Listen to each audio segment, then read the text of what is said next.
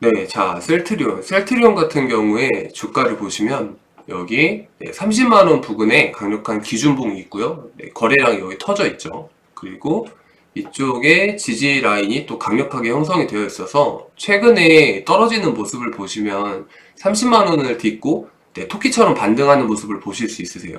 그래서 또 요게 떨어지면 이쪽에서 분할 매수를 하시면 금방 또 반등을 해서 40만 원 가고 50만 원 가고 네, 그렇게 될 겁니다.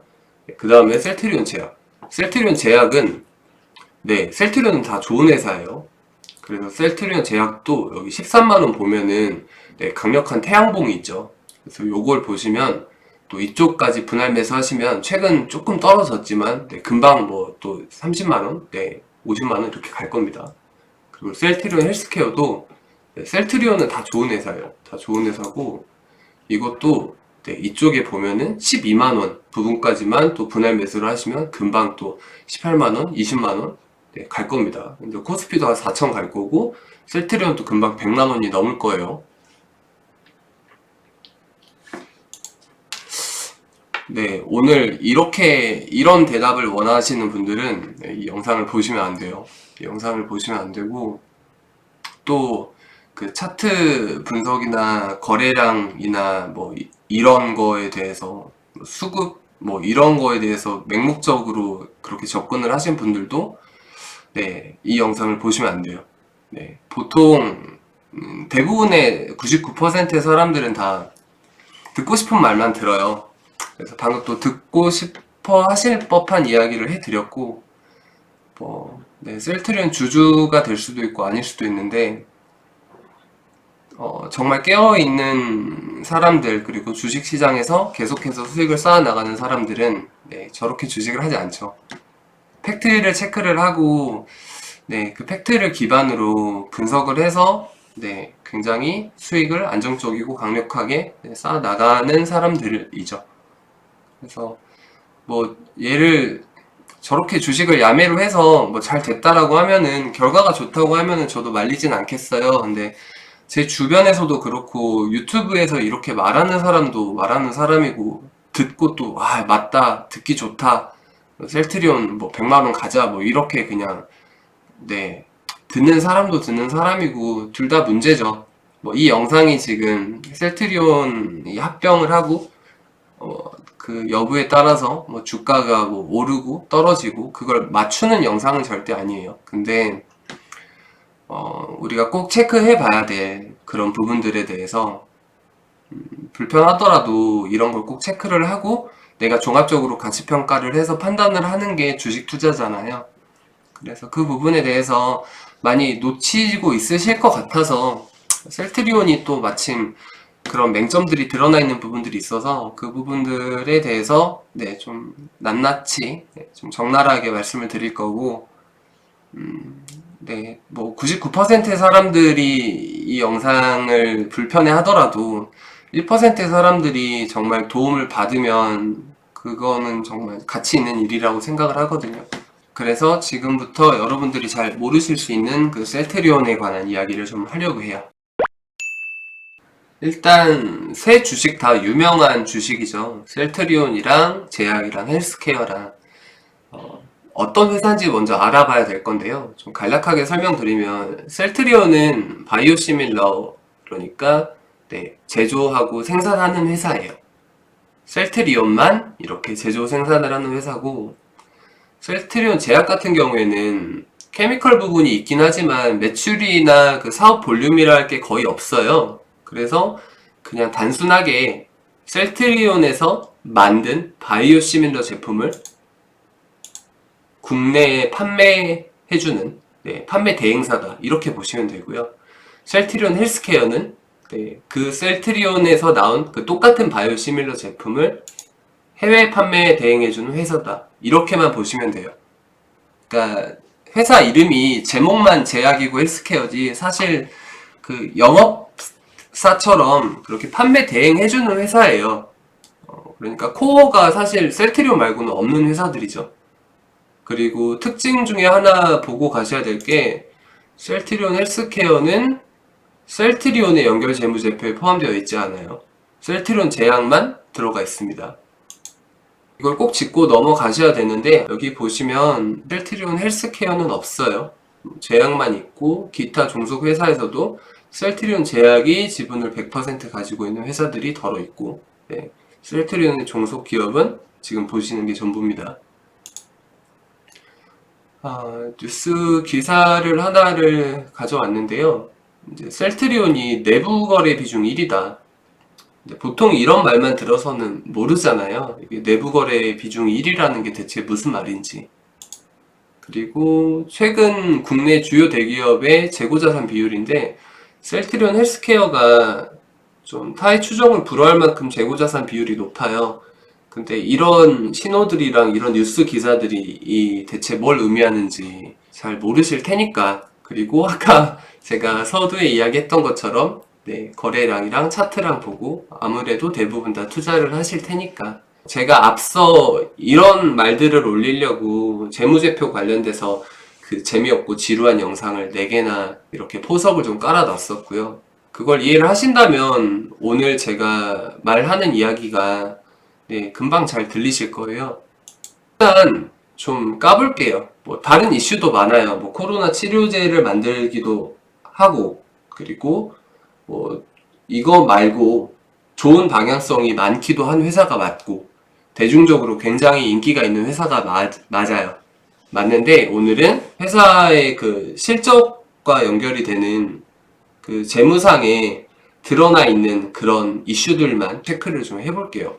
일단은 가장 문제가 되는 건 셀트리온 헬스케어예요. 셀트리온 헬스케어가 뇌관인데, 얘 손익계산서를 한번 볼게요. 지금 3분기밖에 안 됐는데 영업이익이 2,700억이죠. 엄청 좋은 회사입니다. 전년 대비 거의 576% 상승을 했어요. 당기순이익도 훌륭해요. 그러니까 뭐 판관비 제외한 영업이익 말고 네, 세전 계속 사업이익에서 이어지는 당기순이익까지 굉장히 좋은 회사입니다. 근데 현금 흐름표를 한번 봤더니 좀 느낌이 이상해요. 제가 전에 말씀드렸다시피 회계라는 게 분계 시산표에서 나올 때 발생 기준이랑 현금 기준 이거 두 가지로 나뉜다고 꼭 같이 보라고 말씀을 드렸죠. 그럼 방금 봤던 영업이익이랑 당기순이익은 발생 기준이었을 거고, 지금 보시는 현금 흐름표는 현금 기준일 거예요. 그러면 잘 벌었다고 했잖아요, 아까. 근데 영업활동으로 회사가 현금 흐름을 가지고 온 게 없어요. 계속 마이너스예요. 그럼 여기에서 지금 두 가지 기준에서 서로 다른 방향을 말하고 있죠. 손익계산서는 이 회사 돈 너무 잘 번다. 현금 흐름표는 뭔 소리야, 지금 현금이 들어온 게 없는데 돈을 대체 누가 벌었다는 거야, 이렇게 이야기를 하고 있죠. 이상해요. 이상해서 이걸 좀 까볼 거예요. 대차 대조표를 한번 볼 건데요. 일단 자본 탭만 세부 내역을 열어놨어요. 여기 보시면 이익 잉여금이 계속 높아져 가고 있죠. 그러니까 자본금이나 자본 잉여금은 변동이 없어요. 자본 활동으로 뭐 유상 증자나 기타 증자 활동을 통해서 돈을 쌓지는 않았고, 초기에 셀트리온 헬스케어를 출범을 시키면서 그때 이제 자본금을 설립을 했던 그 비용들이 아직도 남아 있어서 그걸로 유지를 하고 있고, 이익 잉여금으로 이렇게 계속 돈을 벌고 있다고 주장을 하고 있죠. 지금 작년 대비 2천억 정도 더 잉여금이 쌓였으니까 이 회사는 영업활동으로 돈을 2천억 가량 벌었다고 자본 탭에서도 말을 하고 있어요.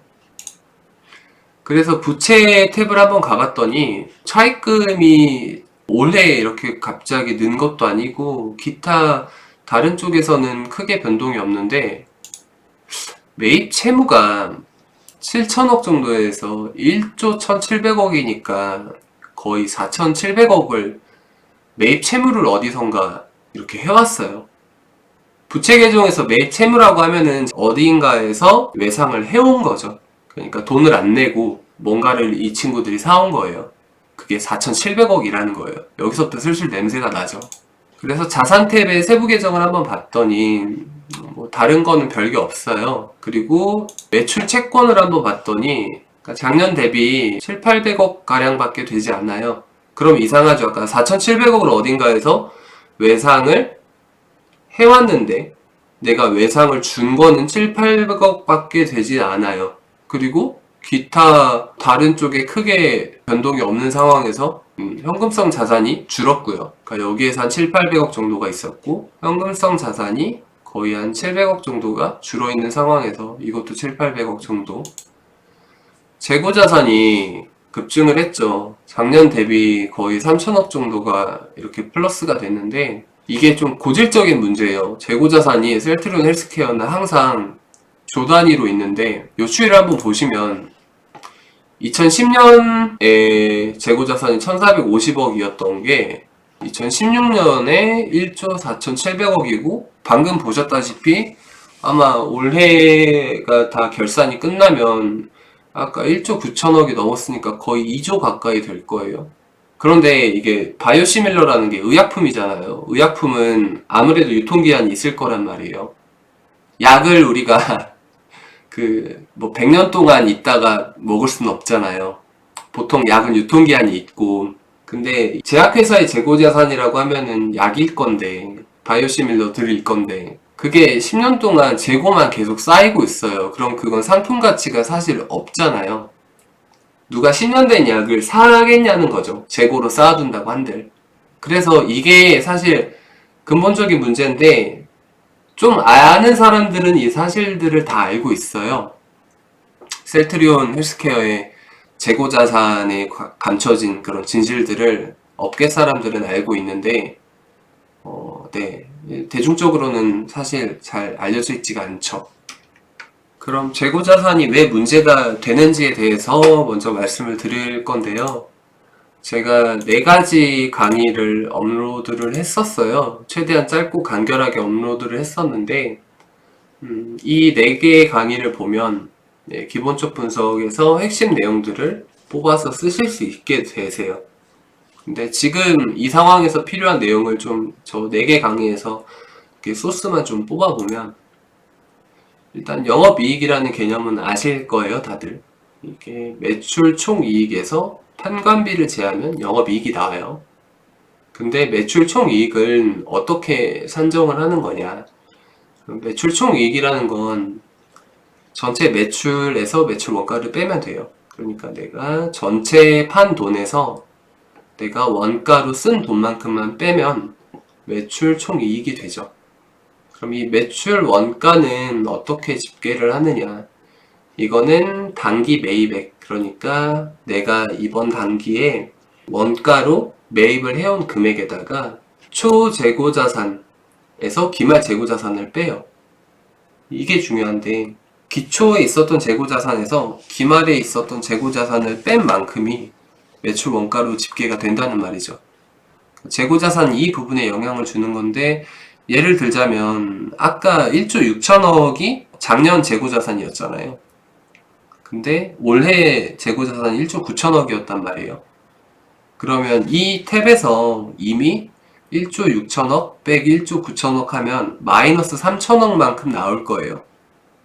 그럼 원가에서 마이너스 3천억이라는 말은 원가에서 3천억이 세이브 됐다는 말이니까 3천억만큼이 원가 절감으로 들어갈 거고, 이게 매출 총이익에서 3천억만큼이 세이브가 되겠죠.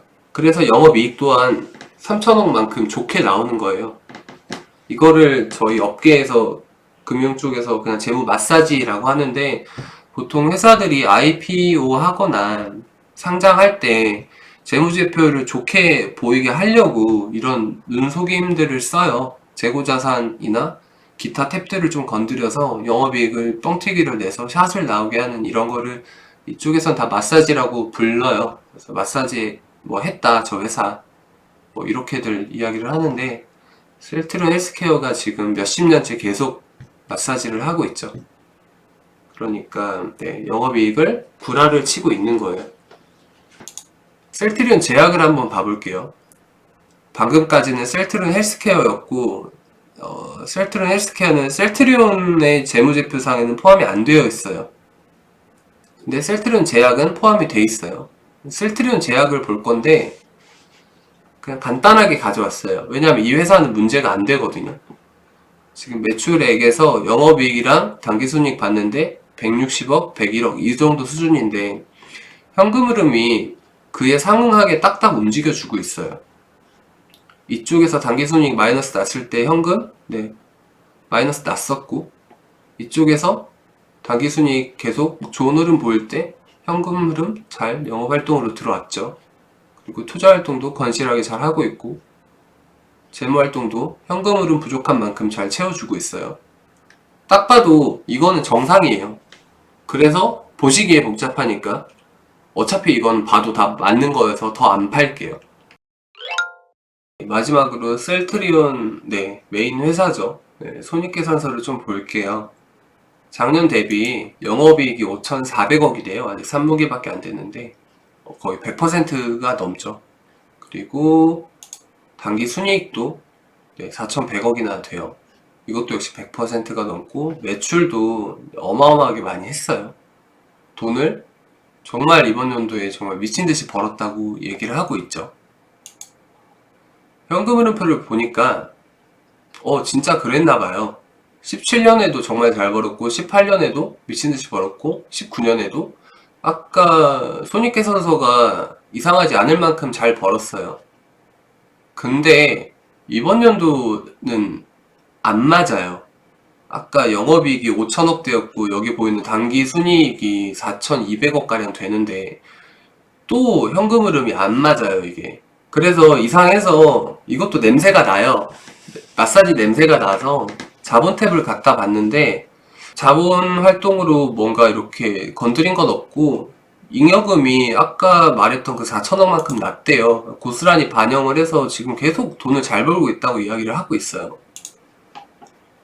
요게 자산 탭이랑 부채 탭이거든요. 이거를 좀 까보려고 이상하다 싶을 만한 걸 가지고 왔는데 갑자기 눈에 띄는 게 있죠. 매출 채권이 아까 제가 말씀드렸다시피 이거는 어딘가에서 외상을 준 거예요. 그러니까 아까 우리가 기억해야 될 게 당기순이익이 4,200억이었는데 현금 흐름이 1,000억대밖에 안 됐잖아요. 그러니까 얘네 입장에서는 계속 안 그러다가 17년, 18년, 19년 안 그러다가 갑자기 이번 연도에 어딘가에다가 외상을 거의 4,500억만큼을 준 거예요. 그리고 현금은 안 들어왔는데 외상 줬다? 봤지? 이거 우리 영업이익 이만큼 늘었어 라고 영업이익을 5천억대로 올린 거예요. 그럼 그 외상을 어디에 줬냐면 아까 봤던 셀트리온 헬스케어에 준 거예요. 그럼 셀트리온은 외상을 셀트리온 헬스케어에 주고 돈은 있지도 않은데 이제 내부 거래에서 이제 회계상에 이제 돈 벌었다고 영업이익의 숫자로만 기재를 하고, 셀트리온 헬스케어는 그걸 받아다가 재고자산에 넣었다고 한 거죠. 이게 문제인 거예요, 이게. 그러니까 셀트리온의 영업이익은 사실 고스란히 다 폭탄이 돼서 셀트리온 헬스케어에 짱 박아둔 거예요. 그게 재고자산이 지금 2조까지 치솟아 온 거고, 부채 계정도 보면 매입 채무가 그러니까 매출 채권이랑 또 안 맞아요. 그러니까 뭐 원재료가 될 만한 거를 뭐 어딘가에서 가져온 것도 아닌데 그냥 갑자기 뜬금없이 영업이익을 위해서 외상을 어딘가에 4,500억만큼 줬대요. 19년까지는 안 그랬는데 이번 연도부터는 셀트리온 재무제표도 마사지가 이게 구라가 너무 심하게 들어가는 거죠, 지금. 주가가 오르는 타이밍이랑 갑자기 안 하던 짓을 하는 타이밍이랑 지금은 이렇게 돌아가고 있어요. 그래서 지금 저 말고도 이런 셀트리온에 관한 감춰진 문제들을 조금 목소리를 높이는 그런 기관 투자가들이나 뭐 기자들이나 뭐 회계사들이 있어요. 그래서 여기에서도 보이시죠? 이게 합병은 오케이. 근데 자산이 없어질 수 있다고? 당연히 없어질 수 있죠. 재고 자산을 상각 처리를 하면, 거품을 없애면 사실 셀트리온 계열사의 자산은 없는 셈이 되죠. 없는 걸 있다고 했으니까 합병을 하면 상각 처리를 하게 될 거고, 재고 자산은 그러면 당연히 자산이 없어지겠죠. 그리고 여기는 조금 세게 기사가 나왔었는데요. 한간에 셀트리온 그 분식 이슈가 있었어요. 분식회계 이슈가 있었는데, 그게 뭐 이슈화로 끝까지 가진 않았는데, 사실 이게 이 기자가 조사하고 말하는 것처럼 정말 편법의 극치예요. 서정진 회장은 유능한 사업가이기도 하면서 굉장히 이런 이슈들을 잘 활용하고 편법을 잘 쓰는 속된 말로 약을 잘 파는 그렇게 수완이 좋은 사람이기도 하고 편법의 극치라고까지 이야기를 한 사람도 있고요. 그리고 이거는 셀트리온이 이제 3사가 합병하면 헬스케어 대규모 재고가 해소 가능하다는 기사인데요. 이거는 셀트리온 헬스케어한테는 좋은 소식이고요. 셀트리온이랑 셀트리온 제약한테는 폭탄이 다시 되돌아온다는 이야기죠. 그렇게 되면 셀트리온은 재무제표가 정말 망가질 거예요. PPT가 좀 길었죠. 좀 정리를 해드릴게요. 셀트리온 헬스케어라는 회사가 셀트리온이랑 셀트리온 제약처럼 같은 재무제표를 연결 재무제표를 쓰지 않아요. 딱 떨어지는 회사인데 셀트리온이 지금 재무제표가 굉장히 좋단 말이에요. 근데 이 재무제표가 알고 보니까 재고자산을 셀트리온 헬스케어에 몰아쳐서 셀트리온만 재무제표를 좋게 만든 거였어요. 그리고 셀트리온 헬스케어는 재무제표가 분리가 돼 있는 거죠.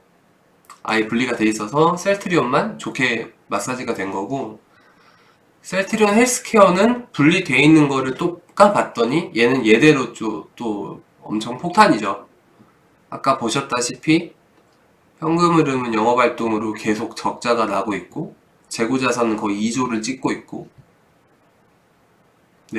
매출 채권도 그렇고 매입 채무도 그렇고 그것도 엉망이고. 그러면 셀트리온 헬스케어는 지금 정말 위험한 회사죠. 위험한 회사예요. 그리고 셀트리온도 만약에 이 3사가 합병을 하게 된다라고 하면 마지막 기사에서 보셨던 것처럼 재고 자산이 셀트리온한테 넘어오겠죠. 그럼 셀트리온은 아마 이걸 다 상각 처리를 할 거예요. 그러면 기존에 쌓아놨던 자산이 이제 거품이 싹 없어질 거고, 그럼 셀트리온이 가지고 있는 자산 가치가 상당 부분 거의 다 없어지겠죠. 거의 다 없어지겠죠. 그래서 지금 사실 이런 이슈들을 놓고 보면 거품으로 쌓아 올린 회사가 맞고요. 그리고 셀트리온이 하지 않았던 그 마사지를 2020년도에 갑자기 하기 시작하면서 서정진 회장이 이제 코로나 관련돼서 치료제 이슈를 계속 이렇게 어필을 하고 다니면서 이제 나는 셀트리온 일선에서 물러나서 뭔가 다른 일을 하겠다. 나는 뭐 할 만큼 했다. 이렇게 마무리를 짓는 그런 그림까지 다 이렇게 종합적으로 생각을 해보면 저 같으면 어느 정도 좀 의심을 할 것 같아요. 그래서 저 같으면 개인적으로 의심을 좀 많이 할 것 같아요. 그래서 합병도 셀트리온 헬스케어 주주한테는 좋은 소식일 수 있어요. 폭탄을 나눠 갖는 거니까. 셀트리온이랑 셀트리온 제약 주주들한테는 굉장히 불리한 소식이 될 거예요. 이게 그 원론적으로 이제 이야기를 파고 들어가면 이렇고, 이거 말고 이제 주식이라는 거의 가치는 굉장히 많은 요소들에 의해서 결정이 되잖아요. 당연히 뭐 인기도 한 몫을 할 거고, 그걸로 대변되는 수급이라든가, 그 다음에 정말 뭐 셀트리온이 코로나 치료제를 만들어서 정말 그 무형 가치를 어마어마하게 평가를 받을 수도 있는 거고. 그래서 이 영상으로 당연히 주가를 맞출 수는 없어요. 하지만 이런 쟁점도 있다. 이런 리스크도 알고 내가 과연 그것까지 감안하고 투자를 하고 있는가에 대한 거는 스스로 좀 질문을 해 보셨으면 좋겠어요. 그래서 오늘은 이렇게 셀트리온에 관해서 제가 앞에서 이렇게 깔아놨던 재무제표 기본적 분석을 통해서 회사를 좀 가늠하는 그런 시간들을 좀 가져봤고요. 이게 지금 오늘 결론은 이제 좀 페일러 케이스로, 나쁜 케이스로 이렇게 설명이 들어간 거고, 이걸로 잘 활용하면 당연히 이제 저평가되어 있는 굉장히 좋은 회사들을 찾아낼 수 있죠. 이제 그걸 리밸런싱을 통해서 수익을 쌓아 나가시면은, 사실 제가 지금 제시해드리는 방법은 100명 중에 99명이 다 수익을 낼 수 있는 방법이에요. 왜냐면 가장 딱 기초에 근간한 방법이기 때문에. 그래서 그 긍정적인 부분이랑 또 저평가되어 있는 좋은 주식을 이런 식으로 분석을 해서 조금 포텐 있는 그런 이슈들까지 섞어서 네, 이렇게 발굴을 해내는 그런 영상들은 또 제가 다음에 또 기회가 되면 네, 종목을 거론하면서 말씀을 드릴 거고요. 그래서 오늘은 셀트리온 이야기는 이 정도까지 들으시면 어디 가서 주식을 한다, 내가 회사를 볼 줄 안다, 이 정도는 좀 자신 있게 말씀하셔도 될 것 같아요. 이 정도까지 보실 수 있다고 하신다면, 네, 이 정도까지만 아시면 어디 가서 네, 자신 있게 말씀하셔도 될 것 같습니다. 그래서 오늘은 여기까지 말씀드리겠고요. 저는 또 다음에 좋은 컨텐츠로, 그리고 뭐 사람을 꼭 현혹시키지 않더라도 네, 정말 네, 제가 말할 수 있는 그런 컨텐츠들로 또 찾아뵙겠습니다. 다음에 뵐게요.